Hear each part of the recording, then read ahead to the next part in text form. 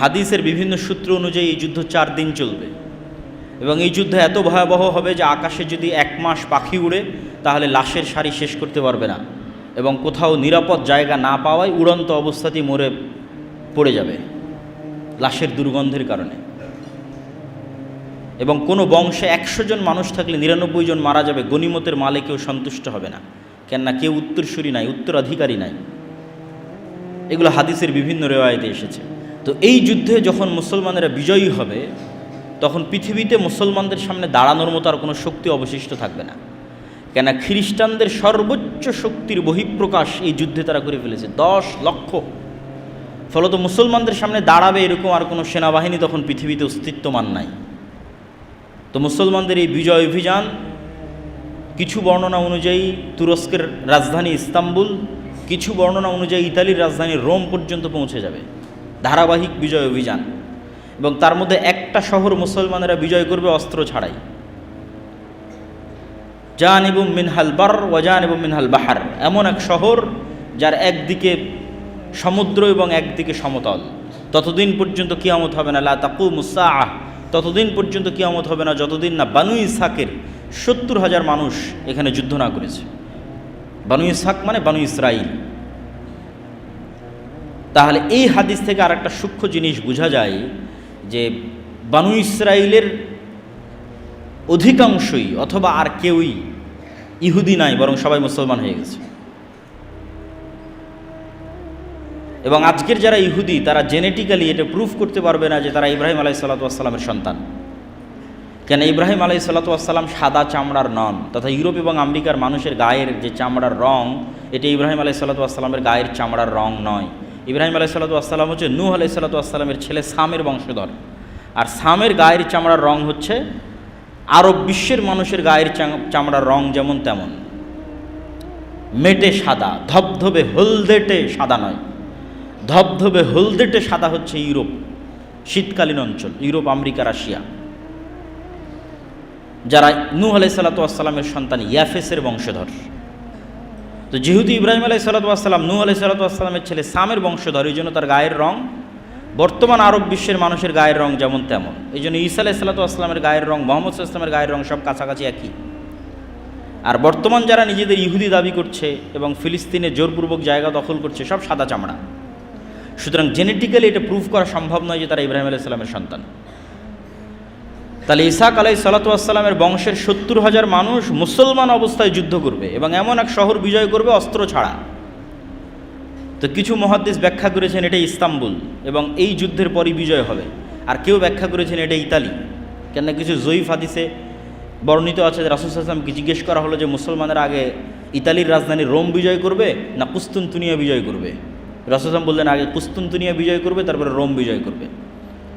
তো ওখান থেকে অনেকেই ব্যাখ্যা নিয়েছেন যে এটি হচ্ছে ইতালির রাজধানী রোম। এবং যুক্তিতে কেন টিকবে, আসলে এত বিশাল যুদ্ধের পর পৃথিবীতে আর মুসলমানদের সামনে দাঁড়ানোর মতো কোনো অস্তিত্বশীল শক্তি নাই। এবং মুসলমানদের এই বিজয় অভিযানের কারণে ইহুদি এবং খ্রিস্টানেরা বিপদগ্রস্ত থাকবে, কেন মুসলমানরা সব বিজয় করে নিয়েছে। মসজিদ আকসা বিজয় করে ফেলেছে, ইউরোপ বিজয় করে ফেলেছে, ভারত বিজয় করে ফেলেছে। এগুলো অনেক হাদিস থেকে একত্রিত করে আমি বলতেছি, এগুলো প্রত্যেকটা কথার পিছনে বিভিন্ন হাদিস আছে। তো যেহেতু মুসলমানদের সামনে আর কোনো বাধাই নাই, সব বিজয় করে ফেলেছে, মসজিদ আকসা, ভারত, ইউরোপ সব বিজয় করেছে, তো ইহুদি খ্রিস্টানেরা তো বিপদে। তো এই জন্য এবার তাদেরকে উদ্ধার করার জন্য, বিশেষ করে ইহুদিদেরকে উদ্ধার করার জন্য দাজ্জালের আগমন হবে। এবং দাজ্জাল মুসলমানদের এই ভয়াবহ বিজয় অভিযানকে থামানোর জন্য শয়তান অদৃশ্য থেকে আওয়াজ দিবে, দাজ্জাল তোমাদের বাড়ি ঘরে প্রবেশ করেছে।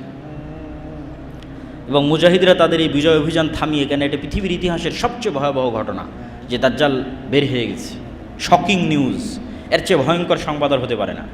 এই জন্য বিজয় অভিযান বাদ দিয়ে সব দামেশকে ফিরে আসবে খুঁজতে যে আসলে দাজ্জাল বের হয়েছে কিনা। কিন্তু ততদিনেও দাজ্জাল বের হয়নি। কিন্তু দামেশকে ফিরে আসতে আসতে অথবা ফিরে আসার পরপরই সত্যি সত্যি দাজ্জাল বের হয়ে যাবে। এবং দাজ্জাল বের হবে যেহেতু এক্সট্রা অর্ডিনারি, ভয়ঙ্কর, অমানবিক এবং অলৌকিক ক্ষমতা নিয়ে, যা মানুষের সাধ্যের মধ্যে নয়, এরকম ভয়াবহ অলৌকিক ক্ষমতা নিয়ে যেহেতু দাজ্জাল আসবে, সেহেতু নিমিষেই যেই মুমিন মুজাহিদরা বিশ্বের প্রায় সকল পরাশক্তিকে পরাজিত করে মুসলমানদের বিজয় নিশ্চিত করেছে, তারা নিমিষেই নিজেদের জন্য পৃথিবীকে সংকুচিত অবস্থায় পাবে এবং দাজ্জালের ফিতনা মোকাবেলা করার মতো কোনো শক্তি সামর্থ্য তাদের কাছে থাকবে না। এক হাদিসে রাসূল সাল্লাল্লাহু আলাইহি ওয়াসাল্লাম বলছেন, শামের কিছু ইরাক এবং শামের মধ্যবর্তী অঞ্চল দিয়ে দাজ্জাল যাবে। যাওয়ার সময় কোনো এক শহরে গিয়ে বলবে, তোমরা আমার উপর ঈমান আনয়ন করো। তো ওই শহরের মানুষ ঈমান আনয়ন করবে। তখন ধন সম্পদ মৌমাছির চাকের সাথে যেভাবে ছুটে, তাদের পিছনে সেভাবে ধন সম্পদ ছুটবে। আর শামের কোনো এক নগরীতে এসে বলবে, আমার উপর ঈমান আনয়ন করো। তারা ঈমান আনয়ন করবে না। তখন আসমান এবং জমিন, ফসল উৎপাদন, বৃষ্টি বর্ষণ এমনভাবে বন্ধ করে দিবে যে যেহেতু পরিপূর্ণরূপে বৃষ্টি এবং মাটি দুটোই পানি শূন্য হয়ে গেছে, ফলত এখানে আর ঘাসপালাও খাওয়ার সুযোগ নাই, ঘাস পাতা খাওয়ারও সুযোগ নাই। তখন একটাই সুযোগ, যেটা হাদিসেই বর্ণিত আছে, যে তাদের বাড়িতে রাখা বিভিন্ন কাঠের আসবাবপত্রকে চিবিয়ে চিবিয়ে সেখানকার মধ্যে থেকে রস বের করার চেষ্টা করবে। এত ভয়ঙ্কর দুর্ভিক্ষ দেখা দেবে। তাহলে দাজ্জাল আসার পরে মুমিন এবং মুজাহিদেরা বিপদে পড়ে গেল। তাহলে দাজ্জাল এসে কাদের উদ্ধার করলো? ইহুদি এবং খ্রিস্টানদের উদ্ধার করলো। এবার মুমিন এবং মুসলমান যারা আছে তাদেরকে বিপদ থেকে উদ্ধার করার জন্য ঈসা আলাইহিস সালাম আসবে। দাজ্জালের 40 দিন অতিক্রম হওয়ার যখন শেষ হবে তখন, এবং ঈসা আলাইহিস সালাম আল্লাহর পক্ষ থেকে আরও ব্যাপক অলৌকিক ক্ষমতার সাথে প্রেরিত হবেন, যার অলৌকিক ক্ষমতার বর্ণনা বিভিন্ন হাদিসে এসেছে যে তার নিঃশ্বাসে কাফের মারা যাবে। নিঃশ্বাস যত দূর যাবে কাফের মারা যাবে। দাজ্জালকে হত্যা করতে হবে না, ঈসা আলাইহিস সালামকে দেখলেই লবণের মতো, লবণ যেভাবে পানিতে পড়লে গলে যায় সেভাবে গলে যাবে, কিন্তু তারপরে ঈসা আলাইহিস সালাম তাকে হত্যা করবেন। তো ঈসা আলাইহিস সালামের আগমন এবং দাজ্জালের পৃথিবীতে আগমন, এই দুইটাকে অনেক নাস্তিক, অনেক হাদিস অস্বীকারী বিভিন্ন যুক্তিতে অস্বীকার করতে চায়। তামিম আত-তারির হাদিসে দাজ্জালের বিশাল দেহের কথা বলা আছে, দাজ্জালকে দ্বীপের মধ্যে দেখতে পাওয়ার কথা বলা আছে। তো এখন তো বিজ্ঞানের যুগ, সারা পৃথিবী মানুষের নিয়ন্ত্রণে, কোথায় দাজ্জাল? আর দাজ্জালের এত বিশাল দেহ কীভাবে হয়? আর কেমনি বা ঈসা আলাইহিস সালাম আসমান থেকে নেমে আসবে? তো এটা বিশ্বাস করা অত কঠিন কিছু নয় যদি মানুষের আগের অতীতের নলেজ থাকে। অতীতের নলেজ কি? আদম আলাইহিস সালামই তো নিজে স্বয়ং আসমান থেকে নেমে এসেছে। তাহলে আসমান থেকে নেমে আসা তো নতুন ঘটনা নয়, তো পুরাতন ঘটনা। মুহাম্মদ সাল্লাল্লাহু আলাইহি ওয়াসাল্লাম নিজে আসমান সফর করে এসেছে। তাহলে বিশ্বাস অনুযায়ী আসমানে যাওয়া এবং আসমান থেকে আসা পৃথিবীতে কোনো নতুন ঘটনা নয়, পুরাতন ঘটনা। যদি নতুন ঘটনা হতো তাহলে বিশ্বাস করতে কষ্ট হওয়া স্বাভাবিক। পুরাতন ঘটনা বিশ্বাস করতে কেন কষ্ট হবে? আদম আলাইহিস সালামকে নিজে যেখানে হাদিসে বলা হচ্ছে তিনি 60 হাত, প্রায় 30-35 মিটার, প্রায় 10 তলা বিল্ডিংয়ের সমান উঁচু।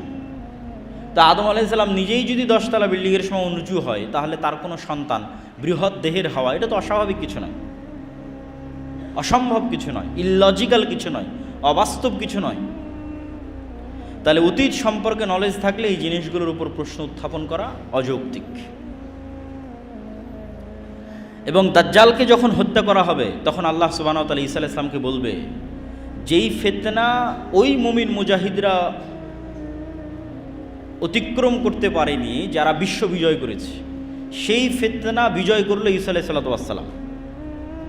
এবার ঈসা আলাইহিস সালামকে বলা হচ্ছে, এবার এমন ফিতনা বের হবে যা তুমিও পারবা না। তারা হচ্ছে ইয়াজুজ এবং মাজুজ। তুমি এখন মুমিন মুজাহিদদের নিয়ে তুর পাহাড়ে আশ্রয় নাও, তোমার পক্ষে সম্ভব নয় ফিতনা মোকাবেলা করা। তো ইয়াজুজ মাজুজও আদমের সন্তান, দাজ্জালও আদমের সন্তান, ঈসা আলাইহিস সালামও আদমের সন্তান। দাজ্জালও কোনো দেশের নাম দাজ্জাল নয়, কোনো এআই চ্যাট জিপিটি কোনো টেকনোলজির নাম দাজ্জাল নয়। দাজ্জাল মানুষ, আদমের সন্তান, এবং ইয়াজুজ মাজুজও মানুষ, আদমের সন্তান। ইয়াজুজ মাজুজের সংখ্যাধিক্যের পরিমাণ বুঝতে হলে রাসূল সাল্লাল্লাহু আলাইহি ওয়াসাল্লামের একটা সহিহ হাদিস মাথায় রাখতে হবে। আল্লাহর নবী বললেন, আদম সন্তানের প্রত্যেক 1000-999 জন জাহান্নামী। তো সাহাবীরা দুশ্চিন্তায় পড়ে গেলেন যে 1000-এ যদি 999 জন জাহান্নামী হয় তাহলে তো আমরাও মানে আমাদের জান্নাতে যাওয়ার সম্ভাবনা কোথায়? তাহলে রিস্ক তো ভয়ঙ্কর, ভয়াবহ রিস্ক। 1000-এ 999 জন, একজন মাত্র জান্নাতে। তো রাসূল সাল্লাল্লাহু আলাইহি ওয়াসাল্লাম বলেন, দুশ্চিন্তার কিছু নয়, এই 999 জনের অধিকাংশই ইয়াজুজ মাজুজ। তাহলে 999 জনের কতজন ইয়াজুজ মাজুজ তা রাসূল সাল্লাল্লাহু আলাইহি ওয়াসাল্লাম বলেননি। যদি 900 জন ইয়াজুজ মাজুজ হয় 999-এর, তাহলেও আদম থেকে নিয়ে কিয়ামত পর্যন্ত যা মানুষ আসবে তার অন্তত 900 গুণ হতে হবে ইয়াজুজ মাজুজকে। এখনকার পৃথিবীর 600 কোটি মানুষের 900 গুণ, কথা বলিনি। আদম থেকে নিয়ে কিয়ামত পর্যন্ত যা মানুষ, তার অন্তত 900 গুণ না হলে কেমনে 1999 900টা ইয়াজুজ মাজুজ হবে জাহান্নামে? তাহলে ইয়াজুজ মাজুজের সংখ্যা কত? তাহলে এত বিশাল ইয়াজুজ মাজুজ কোথায় আছে, আর দাজ্জাল কোথায় আছে?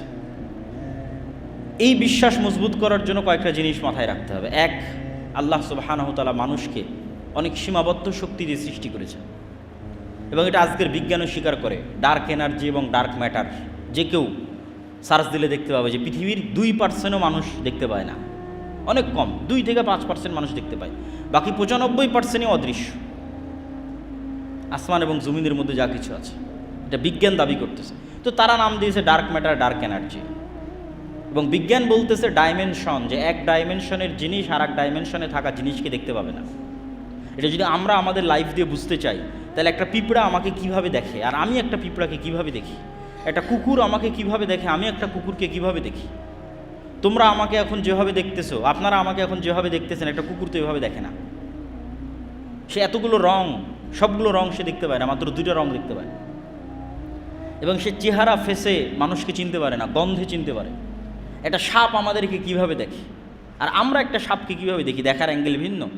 আমি একটা সাপকে পরিপূর্ণ দেখতে পাচ্ছি, একটা পিঁপড়াকে পরিপূর্ণ দেখতে পাচ্ছি, পিঁপড়া তো আমাকে আসলে পরিপূর্ণভাবে দেখতে পায় না। এবং একটা পাখিকে যদি মসজিদের মধ্যে ছেড়ে দেওয়া যায়, সেই জানালা খুঁজে বের করতে পারবে না কোন দিক দিয়ে জানালা, আমরা দেখতে পাচ্ছি জানালা। তাহলে ওর দেখার দৃষ্টি সীমা একরকম, আমার দেখার দৃষ্টি আর একরকম। ঠিক একই অবস্থা আমাদের চেয়ে আপার ডাইমেনশনে যে সমস্ত ফেরেশতা এবং জিনেরা আছে, ওরা আমাদেরকে স্পষ্ট দেখতে পাচ্ছে। এই মসজিদে যেহেতু ফেরেশতা আছে, কিন্তু আমরা দেখতে পাচ্ছি না। তো জিন এবং ফেরেশতাকে আল্লাহ সুবহানাহু ওয়া তাআলা যেভাবে অদৃশ্য রেখেছেন, সেভাবে অদৃশ্য রাখতে পারেন। এটা যেমন যৌক্তিক। বর্তমান পৃথিবীর সবই যে মানুষ জেনে নিয়েছে, এটাও ভুল কথা। মাটির নিচে কি আছে সেটাই মানুষ ভালোভাবে জানে না, যদিও চাঁদ পর্যন্ত পৌঁছে গেছে মানুষ, কিন্তু মাটির নিচে মানুষের সফরের সীমাবদ্ধতা হচ্ছে 12 কিলোমিটার, অথচ উপরে মানুষ অনেক দূর চলে গেছে। সমুদ্র এবং মাটির নিচে এই দুইটা সবচেয়ে রহস্যপূর্ণ, আকাশের চাইতেও বেশি রহস্যপূর্ণ। এবং তারপরেও আরেকটি বিষয় থাকে, সেটি হচ্ছে আল্লাহ সুবহানাহু ওয়া তাআলা বলেছেন তিনি তার আসমান সৃষ্টিতে যা সময় লেগেছে, জমিন সৃষ্টিতে তাই সময় লেগেছে। এবং 7 আসমান এবং 7 জমিন সৃষ্টি করেছেন, তথা 7 আসমান যা বিশাল, 7 জমিন তাই বিশাল। ওয়া ইয়াতানাজ্জালুল আমরু বাইনাহুন্না, আর আল্লাহর ওহী, আল্লাহর আদেশ 7টাতেই অবতীর্ণ হয়, 7 আসমান এবং 7 জমিনই অবতীর্ণ হয়। তো আল্লাহ সুবহানাহু ওয়া তাআলা অন্য জমিনেও রেখে থাকতে পারেন দাজ্জালকে, ইয়াজুজ মাজুজকে। এবং সূরা কাহফে যত ব্যতিক্রম ঘটনাগুলো আছে, এই ব্যতিক্রম ঘটনাগুলো অনেক বেশি ব্যতিক্রম, যেগুলো কিয়ামতের পূর্ব মুহূর্তে সংঘটিত বিষয়ের প্রতি ঈমানকে মজবুত করতে সহযোগিতা করে এবং দাজ্জালের ফিতনা থেকে বাঁচার ক্ষেত্রে মানুষের রাস্তা তৈরি করে দিতে পারে। সূরা কাহফে 4টা ঘটনা আছে। আসহাবে কাহফের ঘটনা, তা আসহাবে কাহফের ঘটনা থেকে শিক্ষা কি? মানুষ আসহাবে কাহফ ঈমান বাঁচাতে যেমন পৃথিবী থেকে ডিসকানেক্ট হয়ে গেছে, মানুষ যদি ঈমান ধরে রাখতে চায় দাজ্জালের সময় অথবা তার পূর্ববর্তী ভয়াবহ ফিতনার সময়, তাহলে ওইভাবে পৃথিবী থেকে ডিসকানেক্ট হয়ে যেতে হবে আসহাবে কাহফের মতো। আর পরকালের প্রতি ঈমান লাগবে আসহাবে উখদুদের মতো, যারা জ্বলন্ত আগুনের মধ্যে ঢুকে গেছে। কেন? ওইটা তাদের কাছে জ্বলন্ত আগুন নয়, ওইটার মধ্যে তো ওরা জান্নাত দেখতে পাচ্ছে, এটা তাদের ওসিলা জান্নাতে যাওয়ার। আপনার কাছে এটা আমি আগুনে পুড়ে মারা যাব, আর আরেকজনের কাছে আমি এইটাতে আগুনে ঢুকে জান্নাতে যাব। চিন্তার পার্থক্য। আপনার কাছে আরে এই ভয়াবহ আগুন, এই আগুনের মধ্যে ঢুকলে তো আমার অনেক কষ্ট, আর আরেকজন আর এই আগুনে ঢুকলে তো আমি জান্নাতে চলে যাব। তাহলে একজনের কাছে মৃত্যু জান্নাতে যাওয়ার ওসিলা, আর আরেকজনের কাছে মৃত্যু ভয়ের কারণ। এটাই তো বিশ্বাসের পার্থক্য। যার কাছে মৃত্যু জান্নাতে যাওয়ার ওসিলা, তথা যার পরকালের প্রতি বিশ্বাস মজবুত, তার কাছে মৃত্যু তো জান্নাতে যাওয়ার ওসিলা। তো এখন সামনে আগুন থাকুক আর যাই থাকুক, সেটা তো বিষয় না। তাহলে পরকালের উপর ঈমান যত মজবুত, ও আসহাবে উখদুদের মতো ব্যবহার করতে পারবে দাজ্জালের ফিতনার সময়।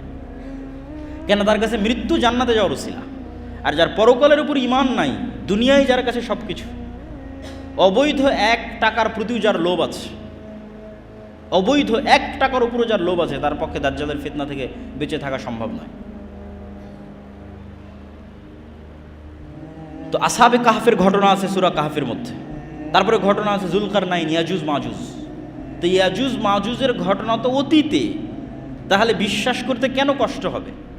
কোরআনে ইয়াজুজ মাজুজকে দেখানো হচ্ছে অতীত একটা ঘটনা হিসেবে, যে জুলকারনাইন সফর করলো, এক এরিয়ায় গেল যেখানে ইয়াজুজ মাজুজ এবং তাদেরকে আবদ্ধ করে দিল। তাহলে ইয়াজুজ মাজুজের অস্তিত্ব অতীতেই দেখা যাচ্ছে, তো ভবিষ্যতে তো অস্তিত্ব আরো সহজ। অমিন কুল্লে হাদাবি ইয়াংসিলুন, প্রত্যেকটা উঁচু জায়গা থেকে তারা দলে দলে নেমে আসবে, আল্লাহ সুবহানাহু ওয়া তাআলা কোরআন মাজিদে বলেছে। তারপরের আশ্চর্যের ঘটনা হচ্ছে ঈসা আলাইহিস সালাতু ওয়াস সালাম, মূসা আলাইহিস সালাতু ওয়াস সালাম এবং খিজির, এটাও সূরা কাহফের মধ্যে, যে আল্লাহ সুবহানাহু ওয়া তাআলা চাইলে বলতে পারতেন, মুসা উমুক শহরে উমুক গ্রামে আমার একজন বান্দা আছে যে তোমার চেয়ে জ্ঞানী। তা না বলে আল্লাহ বললেন, মাছ নাও, ভাজো, মৃত মাছ নিয়ে সমুদ্রের ধার দিয়ে হাঁটতে থাকো, যেখানে মাছ জীবিত হয়ে যাবে সেখানে পাবা। রহস্যপূর্ণ। এবং খিজির আলাইহিস সালাতু ওয়াস সালাম এমন সব ঘটনা ঘটালেন যেগুলো পৃথিবীর ফিজিক্স অনুযায়ী সম্ভব নয়। ভবিষ্যতে কোন বাচ্চা তার বাপ মাকে হত্যা করবে, সেই বাচ্চাকে তিনি অতীতে হত্যা করতেছে। এ তো টাইম নিয়ে যত মানুষের, আধুনিক যুগে যত মানুষের বিভিন্ন গবেষণা এবং বিশ্লেষণ আছে, এবং টাইম ট্রাভেল, যে সময়ের মধ্যে সফর করা, ভবিষ্যৎ দেখে আসা, অতীতে সমাধান করা, এই ধরনের সব আশ্চর্য ঘটনা খিজির আলাইহিস সালাতু ওয়াস সালাম ঘটাচ্ছে। তো খিজির আলাইহিস সালাতু ওয়াস সালাম এই পৃথিবীরও হতে পারেন, অন্য পৃথিবীরও হতে পারেন। তিনি সালামকে চিনতে আশ্চর্য হচ্ছেন সালাম শুনে, যে জান্নাতের সালাম এখানে কিভাবে, কোন মুসা, দুনিয়ার যে নবী মুসা সেই নবী মুসা? হ্যাঁ। তো পুরো ঘটনার অ্যাঙ্গেলগুলো এবং প্রতিটা পয়েন্ট অনেক আশ্চর্যজনক, এবং শেষ পর্যন্ত বিদায়ও আশ্চর্যজনক। তো এই জন্য সূরা কাহফের প্রত্যেকটা ঘটনাই কিয়ামতের পূর্ব মুহূর্তের সাথে কোনো না কোনোভাবে কানেক্টেড আছে। আল্লাহ সুবহানাহু ওয়া তাআলা খিজিরকে যেভাবে অদৃশ্য রেখেছেন, অথবা অদৃশ্য রাখতে পেরেছিলেন যদি খিজির মারা গিয়ে থাকে, কেন কোরআন এবং হাদিসে কোনো উল্লেখ নেই যে খিজির মারা গেছেন কিনা, না জীবিত আছেন, আল্লাহু আ'লাম। তো সেভাবে আল্লাহ দাজ্জালকে অদৃশ্য রাখতে পারেন, সেভাবে আল্লাহ সুবহানাহু ওয়া তাআলা ইয়াজুজ মাজুজকে অদৃশ্য রাখতে পারেন। এই জন্য অনেক কিছুই শিক্ষা আছে সূরা কাহফের মধ্যে। আর সূরা কাহফের মধ্যে সবচেয়ে যেটা ব্যতিক্রম ঘটনা, দুই ভাই বাগানওয়ালা, ওমা আযুন্নুস সাআহ, আমি মনে করি না যে কিয়ামত কায়েম হবে। এই জন্য বলেছি ইসলামের সারমর্ম তাওহীদ আর কিয়ামত। সে বিশ্বাস করে না যে কিয়ামত হবে, ওটাকেই আল্লাহ সুবহানাহু ওয়া তাআলা সূরা কাহফের মধ্যে শিরক হিসেবে উল্লেখ করছেন। যে এক ভাই বিশ্বাস করে না কিয়ামত হবে, তখন আরেকজন বলতেছে আমি আল্লাহর সাথে শরীক করা থেকে পরিত্রাণ চাই। তো যাক, সূরা কাহফের উপর আরেকদিন বিস্তারিত আলোচনা করা যাবে। আমরা বক্তব্যের সারমর্ম এবং সংক্ষিপ্ত অবস্থার মধ্যে চলে আসি। তো এই পুরো ঘটনা, কিয়ামতের পূর্ব মুহূর্তে সংঘটিত ফিতনাগুলো থেকে আমাদের জন্য শিক্ষা কী? আমাদের জন্য দুইটা শিক্ষা। এক, কবে হবে, কখন হবে, এটার পিছনে পড়ে থাকা, এইটা কখনো কোরআন এবং হাদিসের দিক নির্দেশনা নয়। কেন দিক নির্দেশনা নয়? প্রত্যেক মানুষের মৃত্যুই তো তার কিয়ামত। তাহলে কখন ঈসা আলাইহিস সালাম আসবে, কখন দাজ্জাল আসবে, কখন ইমাম মাহদি আসবে, এটার আগেই তো আপনার কিয়ামত হয়ে যাচ্ছে, আপনার মৃত্যু। কিয়ামত মানে কি? আপনি পরকালকে দেখবেন। তো মৃত্যুর পরই তো মানুষ পরকালকে দেখে ফেলে। মৃত্যুর মাধ্যমে সে বারজাকি জগতে জাহান্নামও দেখে ফেলে, জান্নাতও দেখে ফেলে।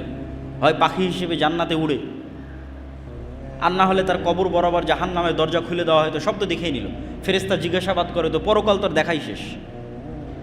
তাহলে কিয়ামত ঘটা পর্যন্ত অপেক্ষা করতে হচ্ছে না তো, ঈসা আলাইহিস সালাম ইমাম মাহদি আসা পর্যন্ত অপেক্ষা করতে হচ্ছে না তো, আপনার মৃত্যুই তো আপনার কিয়ামত। এটা হলো 1 নম্বর পয়েন্ট। 2 নম্বর পয়েন্ট, ইমাম মাহদি আসলে, ঈসা আলাইহিস সালাম আসলে, দাজ্জাল আসলে নতুন কোরআন আসবে নাকি, নতুন নবী আসবে নাকি, নতুন হাদিস তৈরি হবে নাকি? না, নতুন কোরআনও আসবে না, নতুন হাদিসও হবে না। বরং এই পুরো ঘটনা থেকে আপনারা এটি দেখলেন যে ঈসা আলাইহিস সালাম আসার পূর্বেই, দাজ্জাল আসার পূর্বেই কোনো নবী ছাড়া এবং কোনো নতুন কোরআন ছাড়া এবং নতুন হাদিস ছাড়া আমার এবং আপনার মতো মুসলমানেরা বিশ্ব বিজয় করবে।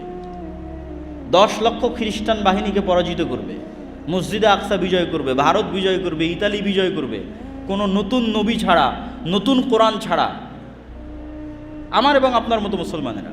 তাহলে যা ঘটার সেটা তো 1400 বছর আগেই ঘটে গেছে। মানে সবচেয়ে আসল ঘটনা তো 1400 বছর আগে ঘটেছে, সেটা হচ্ছে কোরআন এবং হাদিস। এবং ঈসা আলাইহিস সালামও এসে এই কোরআন এবং এই হাদিসের উপর আমল করবে। তাহলে কাজের জিনিসটা আমার এবং আপনার কাছে আছে। আর কিয়ামত তো নির্ধারিত, সেটা যে আমার এবং আপনার মৃত্যু। তাহলে কবে ইমাম মাহদি আসবে, সেই দিন সব কিছু হবে, এই অপেক্ষায় বসে থাকা বুদ্ধিমানের? না, যেটা আসল ঘটনা ঘটে গেছে এবং আপনার কাছে আছে, আর আমার এবং আপনার মতো মুসলমানেরা এত বড় বড় বিজয় সম্পূর্ণ করবে, তাহলে আপনি কেন চেষ্টা করবেন না? আর তো নতুন নবীও আসবে না, নতুন কোরআনও আসবে না। তাহলে আমার এবং আপনার জন্য কাজ স্পষ্ট, আমার মৃত্যু, আমার কিয়ামত, আর এই কোরআন এবং এই হাদিসের মাধ্যমে মুসলমানদের বিজয় হবে। এই কোরআন এবং এই হাদিস ফলো করেই কিয়ামতের পূর্ব মুহূর্তে মুসলমানেরা বিজয় করবে, ইমাম মাহদি বিজয় করবে, ঈসা আলাইহিস সালাম বিজয় করবে। সেই কোরআন এবং হাদিস আমাদের কাছে আছে।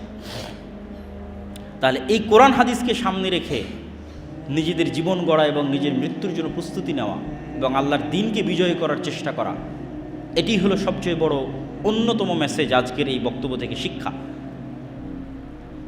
আর দাজ্জালের ফিতনা থেকে বাঁচার প্রস্তুতি সবসময় থাকতে হবে। কেন? কিয়ামতও যেমন হঠাৎ হবে, দাজ্জালও তেমন হঠাৎ বের হবে, বাগদাতান, হঠাৎ। রাসূল সাল্লাল্লাহু আলাইহি সাল্লামও বলেননি যে না, আমার যুগে দাজ্জাল বের হবে না, এরকম স্পষ্ট বলেননি। ইবনু সাইয়াদের হাদিসগুলো পড়ে দেখতে পারেন। ওমর রাদিয়াল্লাহু তাআলা আনহুকে রাসূল সাল্লাল্লাহু আলাইহি ওয়াসাল্লাম বলছে, এ যদি দাজ্জাল হয় তাহলে একে হত্যা করবে ঈসা আলাইহিস সালাম, আর যদি দাজ্জাল না হয় তাহলে তুমি কেন নিরপরাধ মানুষকে হত্যা করবে? একবার রাসূল সাল্লাল্লাহু আলাইহি ওয়াসাল্লাম বললেন, আরে আমার যুগে আবার দাজ্জাল বের হয় নাকি? তথা দাজ্জাল যে কোনো মুহূর্তে যে কোনো সময় বের হয়ে যেতে পারে, বাগদাতান, কিয়ামত হঠাৎ হবে। তো দাজ্জালের ফিতনা থেকে বাঁচার জন্য যেমন আল্লাহ সুবহানাহু ওয়া তাআলার কাছে দোয়া করতে হবে, ঠিক তেমনি যেই কারণে আপনি দাজ্জালের ফিতনা থেকে বাঁচবেন, ওই ধরনের দাজ্জালীয় ফিতনা, দাজ্জালুনা কাজ্জাবুনা, আসল দাজ্জালের আগে আরও 30টা দাজ্জালুনা কাজ্জাবুনা বের হবে। তো এই জন্য সত্য মিথ্যার সংমিশ্রণ এবং মুসলমানদের উপর বিপদ আসতেই থাকবে। এই জন্য ইমানের পরীক্ষায় ওই সেম জিনিসগুলোই কাজে দেবে। তাওহীদ, পুনরুত্থানের উপর মজবুত বিশ্বাস, আল্লাহর উপর মজবুত বিশ্বাস, পুনরুত্থানের উপর মজবুত বিশ্বাস। এবং বিশ্বাসকে মজবুত করার জন্যই আমাদের যে সংক্ষিপ্ত একটা লেখনী আছে, আল্লাহর পথে যাত্রা, এটি শুধু এই উদ্দেশ্যেই লেখা। মানুষ যত বেশি কোরআনের সাথে কানেক্টেড হবে, যত বেশি হাদিসের সাথে কানেক্টেড হবে, যত বেশি তাদের ইমানকে মজবুত করবে, আল্লাহর প্রতি ইমানকে এবং পুনরুত্থান, আবার যে আল্লাহ তাদেরকে সৃষ্টি করবেন, এটির উপর মানুষের ইমান যত মজবুত হবে, মানুষ তত দুনিয়ার ফিতনা থেকে বেঁচে থাকতে পারবে। পৃথিবীতে যত ফিতনা এসেছে তার মধ্যে সবচেয়ে বড় এবং সবচেয়ে ভয়ঙ্কর ও ভয়াবহ ফিতনা হচ্ছে দাজ্জালের ফিতনা। তো দাজ্জালের ফিতনা কেন ভয়াবহ এবং কেন ভয়ঙ্কর, এটি বুঝতে হলে আমাদের কোরআনের যেটি মূল সারমর্ম মেসেজ, সেটি আগে আমাদের বুঝতে হবে। যে আল্লাহ সুবহানাহু ওয়া তাআলা পবিত্র কোরআনে ঘুরিয়ে ফিরিয়ে মানুষকে দুটি জিনিসই শিখাতে চেয়েছেন। যদি সমগ্র ইসলামের দুটি বাক্যে সারমর্ম করতে বলা হয়, অথবা সমগ্র কোরআনের দুটি বাক্যে সারমর্ম করতে বলা হয়, তার প্রথম বাক্য হবে তাওহীদ, আর দ্বিতীয় বাক্য হবে পরকাল বা পুনরুত্থান। আল্লাহ সুবহানাহু ওয়া তাআলা পুরো কোরআনে বারবার বিভিন্ন অ্যাঙ্গেলে, বিভিন্ন আঙ্গিকে মানুষকে এটি বুঝাতে থেকেছেন যে তোমার ইবাদতের একমাত্র যোগ্য তিনি, যিনি তোমার রব। আর এটি বুঝাতে থেকেছেন এই পৃথিবী শেষ নয়, এটি অস্থায়ী, ক্ষণস্থায়ী, এই পৃথিবী ধ্বংস হয়ে যাবে, তোমাদের জন্য অপেক্ষা করছে পুনরুত্থান, চিরস্থায়ী পরকালীন জীবন। এই হলো ইসলাম এবং কোরআনের সারমর্ম। তো প্রথম সারমর্ম যেটি, সেটি হচ্ছে ইলাহ তিনি, যিনি রব। ইবাদতের যোগ্য তিনি, যিনি রব হওয়ার ক্ষমতা রাখেন। যার মধ্যে রব হওয়ার ক্ষমতা নাই, সে ইলাহ হওয়ার যোগ্য নয়। তাকে ইবাদত করতে হবে, তাকে সিজদা দিতে হবে, তার কাছে কিছু চাইতে হবে, এই যোগ্যতা পাওয়ার, এই সম্মান পাওয়ার সে হক রাখে না, যে রব হওয়ার যোগ্যতা রাখে না। তাহলে রবকে, এটি আল্লাহ সুবহানাহু ওয়া তাআলা কোরআন মাজিদে বিভিন্ন আঙ্গিকে, বিভিন্ন অ্যাঙ্গেলে তুলে ধরতে থেকেছেন যে আমি রব, এই যে আমি এই পারি, এই কারণে আমার ইবাদত করতে হবে। আর তোমরা যত বাতিল ভ্রান্ত ইলাহের ইবাদত করো, তারা এগুলো পারে না। যেমন কয়েকটা উদাহরণ হিসেবে যদি তুলে ধরি, আল্লাহ সুবহানাহু ওয়া তাআলা বিভিন্ন জায়গায় বলবে, আসমান থেকে বৃষ্টি বর্ষণ করে কে, আসমান জমিন সৃষ্টি করেছে কে, পৃথিবীতে পাহাড় স্থাপন করেছে কে, পৃথিবীতে নদী নালা প্রবাহিত করেছে কে। তো এই যে নদী নালা প্রবাহিত করা, পাহাড় স্থাপন করা, বৃষ্টি বর্ষণ করা, আসমান জমিন সৃষ্টি করা, এগুলো রব হওয়ার আলামত, যোগ্যতা। যে এগুলো যে করতে পারে সে ইবাদতের যোগ্য। তো তোমরা বলো এগুলো কে করেছে? তোমরা যদি বলো এগুলো আল্লাহ করেছে, তাহলে ইবাদতের যোগ্য আমি। আর তোমাদের বাতিল ইলাহ যারা আছে তাদেরকে জিজ্ঞেস করো তারা এগুলো করতে পারে কিনা। এবং আল্লাহ সুবহানাহু ওয়া তাআলা প্রশ্ন করতে করতে চ্যালেঞ্জ দিতে দিতে এত ছোট চ্যালেঞ্জও দিয়েছেন যে তোমরা আমাকে ছাড়া যত বাতিল ইলাহের ইবাদত করো তাদেরকে বলো একটা মশা বা একটা মাছি বা একটা পিঁপড়া সৃষ্টি করতে পারে কিনা। ওয়াহুম ইউখলাকুন, সৃষ্টি করা তো বহুদূরের কথা, ওরা নিজেরাই সৃষ্টি। সেটা ঈসা আলাইহিস সালাম হোক, সেটা ঈসা আলাইহিস সালামের মা মারিয়াম আলাইহিস সালাম হোক, সেটা শাহজালাল শাহপরান হোক, সেটা মা কালী মা দুর্গা হোক, সেটা পৃথিবীতে আর যত কিছুর মানুষ ইবাদত করছে যেটিই হোক না কেন, তাদের কারো একটি মশা, একটি মাছি, একটি পিঁপড়া সৃষ্টি করার সমপরিমাণ যোগ্যতা নাই, বরং তারাই সৃষ্টিজীব। তাহলে যার সৃষ্টি করার যোগ্যতা নাই সে রব নয়, যে রব নয় সে ইবাদত পাওয়ার যোগ্য নয়। এই মেসেজে, এই সংবাদে, এই যুক্তিতে কোরআন পরিপূর্ণ হয়ে আছে। আল্লাহ সুবহানাহু ওয়া তাআলা কোরআন মাজিদের আরও বহু জায়গায় বলেছেন যে তোমরা আমাকে ব্যতীত আর যাদের ইবাদত করো তারা একটা খেজুরের বিচির উপরে যে পাতলা আবরণ আছে এই পাতলা আবরণের সমপরিমাণ মালিক কিনা। যে পৃথিবীর আমি এতটুকুর মালিক যে একটা খেজুরের বিচির উপরের যে পাতলা আবরণ আছে সেটার মালিক। এমনকি আল্লাহ সুবহানাহু ওয়া তাআলা প্রশ্ন ছোট করতে করতে এত ছোট প্রশ্ন করেছেন যে ঠিক আছে, তারা যদি খেজুরের বিচির পাতলা আবরণের মালিকানা দাবি করতে না পারে তাহলে তাদেরকে বলো যে তারা এটা বলুক যে তারা আসমান এবং জমিনের কোনো কিছুর মালিক নয়, এটা মানলাম, কিন্তু আসমান এবং জমিন সৃষ্টিতে আমাকে সহযোগিতা করেছে, আমার হেল্পার ছিল, এটা বলুক। আসমান এবং জমিনের চুল পরিমাণ সরিষা সমপরিমাণের একচ্ছত্র মালিকানা তো দাবি করতে পারছে না, বাদ দিলাম, তাদেরকে বলতে বলো অথবা তোমরা বলো যে আমরা যাদের ইবাদত করি তারা আসমান এবং জমিনের একটা সরিষা সমপরিমাণের মালিক নয়, কিন্তু আল্লাহকে হেল্প করেছিল আসমান জমিন সৃষ্টিতে, আল্লাহর সাথে শরিক ছিল আসমান জমিন এবং মানুষ সৃষ্টিতে। তো এই যে এইরকম যত যুক্তিতর্ক আল্লাহ সুবহানাহু ওয়া তাআলা কোরআন মাজিদে তুলে ধরেছেন, এগুলো সবগুলোর সারমর্ম কথা হচ্ছে সে ইলাহ হতে পারবে না যার রব হওয়ার যোগ্যতা নাই। কুল হুয়াল্লাহু আহাদ আল্লাহুস সামাদ লাম ইয়ালিদ ওয়া লাম ইউলাদ, যাকে কেউ জন্ম দেয়নি এবং তিনিও কাউকে জন্ম দেননি, এটা রবের চিহ্ন। তো এই ক্যাটাগরিতে তো সবাই বাদ পড়ে যাবে। আল হাইয়্যু আল কাইয়্যুম, চিরঞ্জীব চিরস্থায়ী, মারা যায় না। কে আছে পৃথিবীতে যে মারা যায় না? সবই তো মরে গেছে। সেটা মারিয়াম আলাইহিস সালাতু ওয়াস সালাম হোক, আর মা কালী মা দুর্গা হোক, শাহজালাল শাহপরান হোক, সবাই তো মারা গেছে।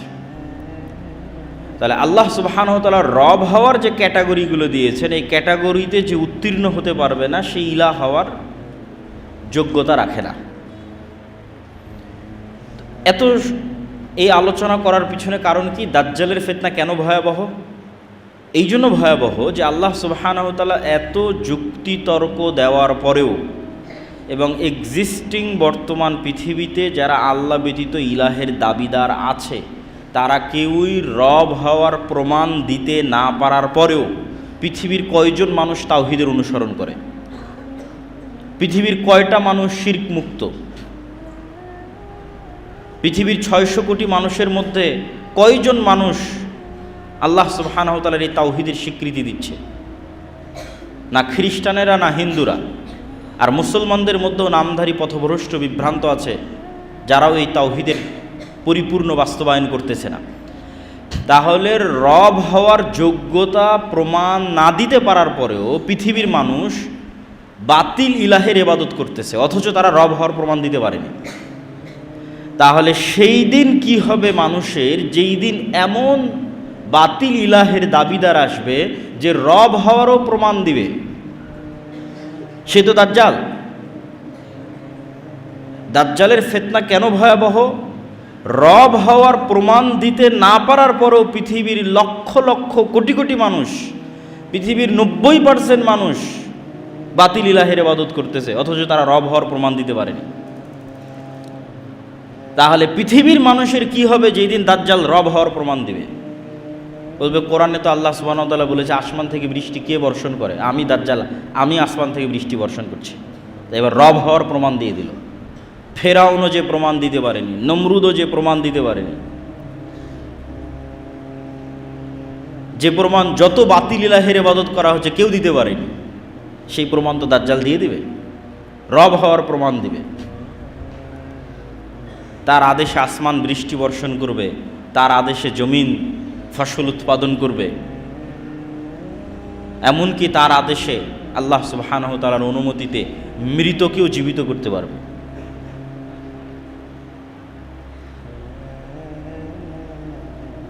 এই জন্য দাজ্জালের ফিতনা ভয়াবহ। তাহলে কোরআনের এত যুক্তি তর্কের পরেও দুনিয়াতে এক্সিস্টিং বাতিল ইলাহরা কেউ রবের প্রমাণ দিতে না পারার পরেও পৃথিবীর 90% মানুষ বাতিল ইলাহের ইবাদত করতেছে, তাহলে যেদিন দাজ্জাল এসে রব হওয়ার প্রমাণ দিবে সেদিন কয়জন মানুষ ঈমান ধরে রাখবে? এই জন্য এটা পৃথিবীর সবচেয়ে বড় ভয়াবহ ফিতনা। হ্যাঁ, এই ফিতনা থেকে বাঁচতে পারবে কারা? ওই যে দুইটা সারমর্ম বলেছি, ওই দুই সারমর্মের উপরই এই ফিতনা থেকে বাঁচা নির্ভর করে। একটা সারমর্ম বলেছি তাওহীদের বিশ্বাস যাদের মজবুত, আর 2 নম্বর পরকাল এবং পুনরুত্থানের উপর যাদের বিশ্বাস মজবুত। পরকাল এবং পুনরুত্থানের উপর বিশ্বাস মজবুত ছাড়া পৃথিবীর কোনো ফিতনা থেকে বাঁচা সম্ভব নয়।